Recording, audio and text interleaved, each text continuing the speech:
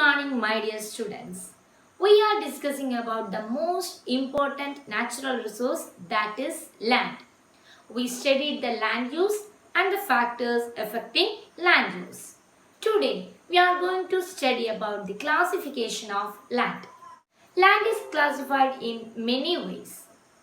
Like on the basis of topography, land is classified into four: mountains, plains, plateaus and valleys. Today we are going to study the classification on the basis of ownership. So, on the basis of ownership, land can be classified into two: private and community land. Private land and community land. From the terms itself, we came to know about what it means. Private land is a land which is under the ownership of a person or an individual, and it is used for personal purposes. So, private land is for personal purposes. And our home, it is a private property. Like this, private ownership lands are called private land. Now the second one is community land. What do you mean by community land? Community land is owned by the community for common uses. So there will not be any private ownership on community land. So it is for community, for common uses.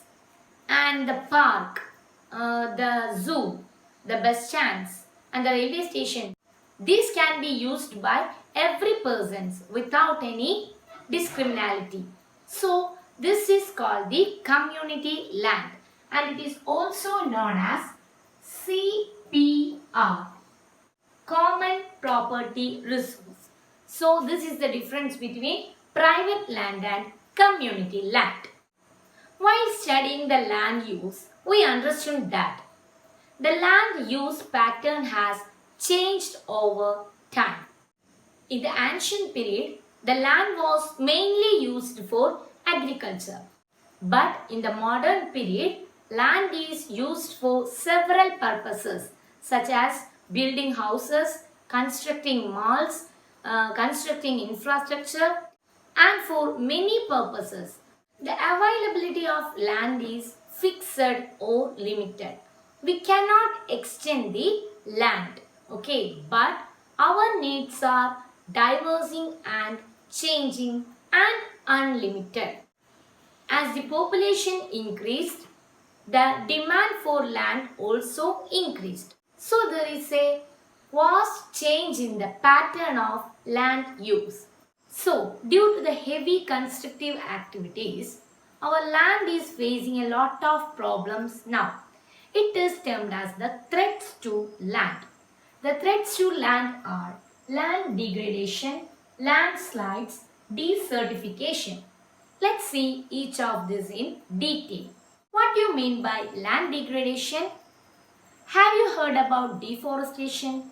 Yes. It is the activity of clearing the forest, and we are using that land for several other activities. So by clearing the forest, it will result in soil erosion. So the fertile soil will wash off from that land. So it will reduce the quality of the land. That is meant by land degradation. So land degradation is the result of deforestation. The second one is landslides. We are witnessing the landslides now. We can see it in our newspapers and in the news channels. It is the moving of heavy land area or heavy rocks from mountainside or hillside. That means it may be due to flood or earthquakes. So it is another threat that faced by land, that is landslides. It will be due to flood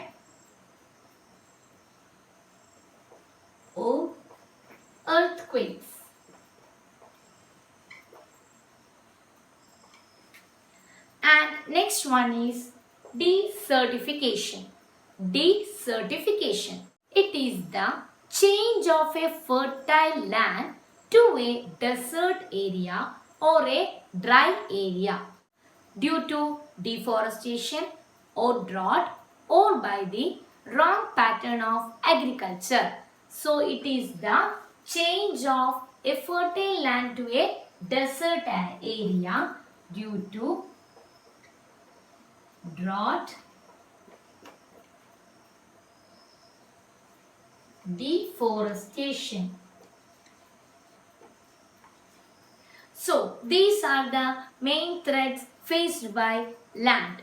So it is very essential to conserve our most precious natural resource, that is land, from these threats. Let me conclude the class once again.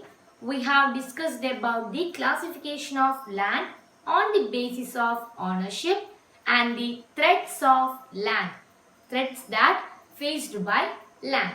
That's all for today. Catch you in the next class. Thank you.